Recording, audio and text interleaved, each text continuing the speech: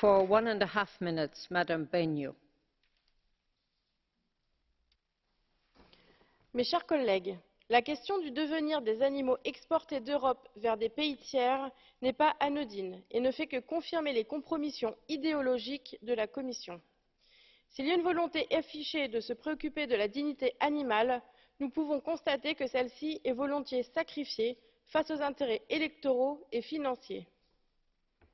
À une question écrite et déposée en novembre concernant l'abattage rituel, il m'a été répondu, je cite, « L'Union européenne doit tenir pleinement compte des exigences du bien-être des animaux et met en œuvre certaines politiques de l'Union européenne, tout en respectant notamment les usages en matière de rites religieux. » Par cette réponse, la Commission cède donc aux accommodements raisonnables et aux pressions communautaires et religieuses.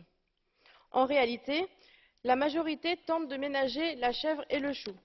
D'un côté, entre des concitoyens européens majoritairement attachés au bien-être animal, et d'un autre côté, avec les intérêts de lobbies financiers et religieux, pour qui cette question est secondaire quand elle n'est pas rédhibitoire. La vérité, c'est que certains pays de destination de notre production carnée ne respectent pas les règles sanitaires ou morales élémentaires et qu'aucun compte ne leur est demandé dans ce cadre. La faiblesse avec les partenaires extérieurs n'est finalement qu'une autre manifestation de la faiblesse de l'Union européenne face aux pressions internes.